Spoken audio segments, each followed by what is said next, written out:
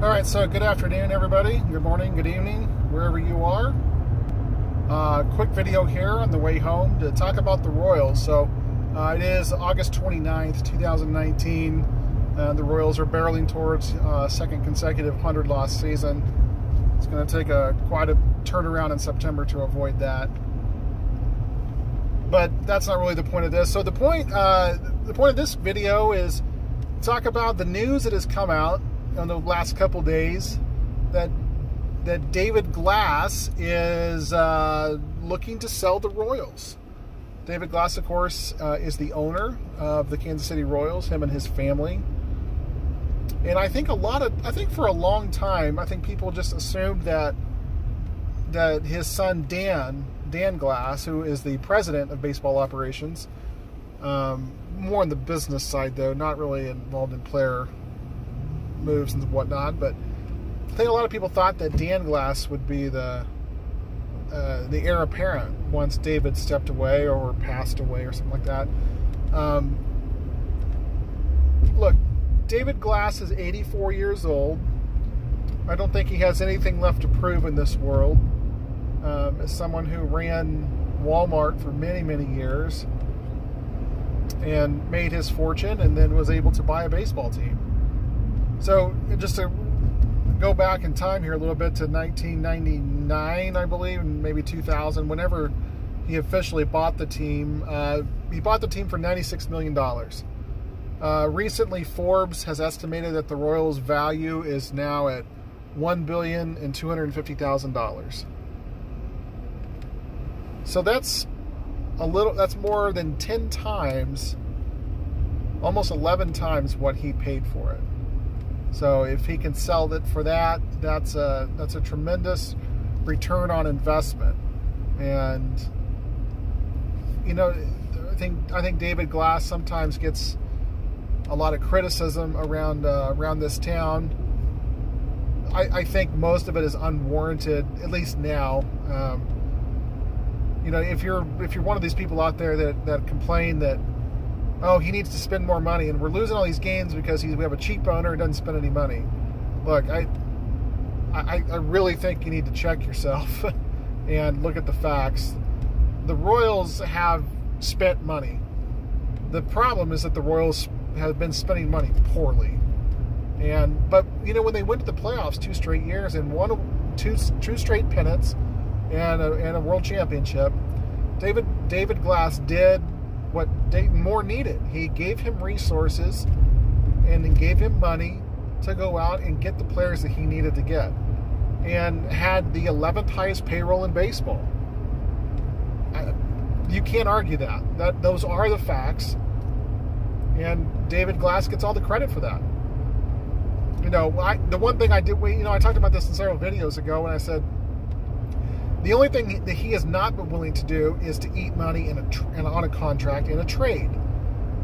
And if that's the only thing he won't do, okay, well, he doesn't get a perfect grade, but I'll give him a 92%. I'll give him an A-. David Glass has been a model owner, and I think when so many people are reporting this now and talking about it, you know, I don't always believe that where there's smoke, there's fire.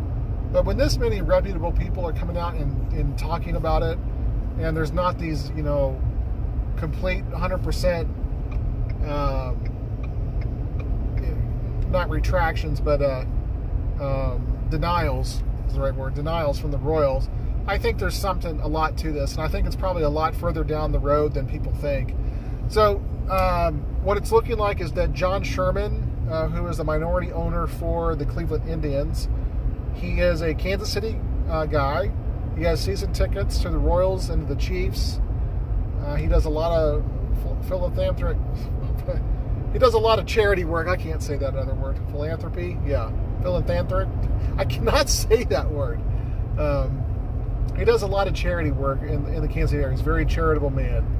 And look, I'm not going to pretend to say I know a lot about him. What I've learned about him is just what I've read over the past 2 days. I had heard his name before, but I don't pretend to know a ton about him. But the one thing that he is different, he is definitely more of a baseball guy than David Glass. Now, people will tell you within the organization that David Glass was a baseball guy, or is a baseball guy. And I disagree with that. He's very hands-off from an ownership standpoint. And John Sherman is not as hands-on, or not as hands-off, but he's not like a controlling manager, not like a George, or an owner, not like a George Steinbrenner or something like that.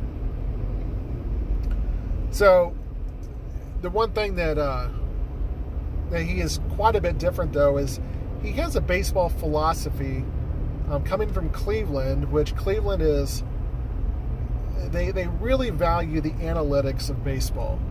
And the Kansas City Royals organization, they do value baseball analytics. They do value kind of the more advanced metrics. But Dayton Moore was a scout. J.J. Picollo was a scout. The Royals take a scout approach first, and then more of a baseball analytics approach second. Now, there's something to be said about the scout approach versus the analytics approach. The analytics approach, obviously, is kind of the more of the Moneyball approach, the Billy Beane way. Look, the Cleveland Indians and the Oakland A's, they haven't won a World Series in a long time. And the A's didn't win a World Series with the Moneyball philosophy. They won it with the Bash Brothers philosophy. And the Indians haven't won the World Series since, I think, in 1948. I think is the last time they won the World Series. And the scouting approach of the Royals obviously won 2 American League championships and a World Series. Now, Dayton Moore, you know, his philosophy has always been, like I said, the scout approach first. But I think he's kind of resigned to the fact that he likes, for at least for position players, likes to draft the high school players because of the tremendous upside they have, and knowing that after they reach the big leagues, he's resigned to the fact that, you know what, they're going to leave, that they're not going to be lifelong Royals, and that's the way that he has approached a lot of these position players. And while the Royals have never found a Bryce Harper or a Alex Rodriguez or a, you know, someone like that in the draft, they have got Mike Moustakas and Eric Hosmer, who were, you know, very, very, very good baseball players. Salvador Perez, and they helped the Royals win a championship. Now, John Sherman coming in, or he hasn't come in yet. He hasn't bought the team yet. So, but the really interesting thing is going to be is what if he is the new owner? Does he bring in his own staff? And what happens with the current front office of the Royals? I would imagine, let's say that the sale happens this off season, okay? And let's just pretend, let's spitball here and say that, you know, in December, David Glass sells the team officially and John Sherman takes over. I don't think they make any move in the offseason to change general managers. Now, Ned Yost did say something interesting when he was asked about this in a press conference or an interview setting with Sports Radio 810's Todd Lebo. He said Lebo asked him a question. He didn't want to talk about the potential ownership change, but he asked him about what David Glass has meant to him as a manager and as a man. And, you know, Ned kind of said a few things about, well, you know, I don't know anything about speculation about anything else. And, you know, knowing what has been talked about, obviously, Todd phrased the question great. But later on in the interview, in the question, what Ned said was that he was talking about Milwaukee and what he went through when they went through an ownership change in Milwaukee, and now he would have lots and lots of conversations with the owner about what he was doing about this and what he was doing about that. And he said something very interesting in the interview to Todd Lebo. He says, I'm not going to break in another owner. And that was a really interesting comment, because when he came here, David Glass obviously was already established. He had owned the team for 12 years or so. And But that was a very interesting comment that Ned made. Now, if you asked him again about it, he would tell you not to read anything into it, but that's what we do as fans and who listen to this kind of stuff. We of course we read lots of things into lots of different topics, and I think that reading between the lines, I think Ned is saying that I don't really want to go through an ownership change. If the owner is just going to come in and with a whole new philosophy, it's going to be just asking me tons of questions and kind of be up in my kitchen about why I do what I do. Now, there's been a lot of speculation that Ned Yost is going to retire pretty soon as well, and just kind of ride off into the sunset. I honestly thought he should have done that after 2017. It would have been the perfect time. But we'll see what happens. I think that if the Royals, if this ownership, if the sale goes through this offseason, my prediction is that I thought that if nothing changed before, I thought Ned Yost would come back for one more season, and until they could, make the full transition to this next wave of pitchers.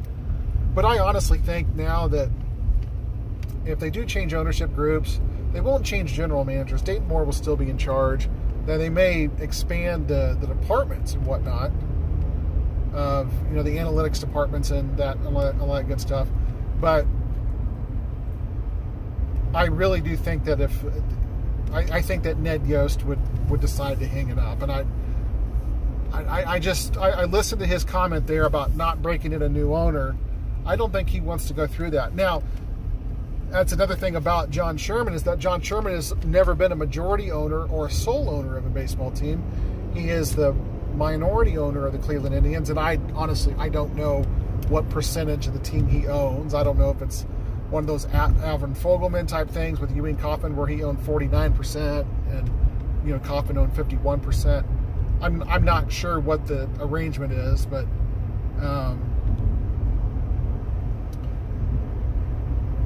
he is the minority owner in the Cleveland Indians.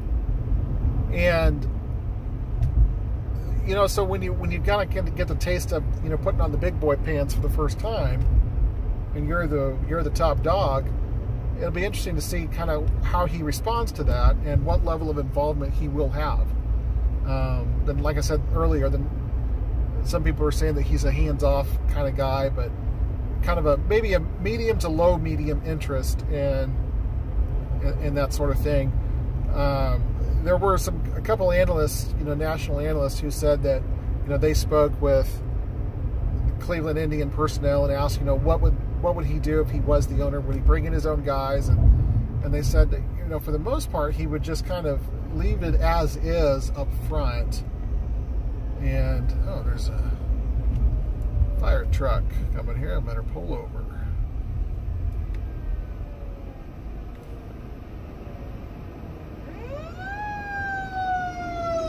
All right.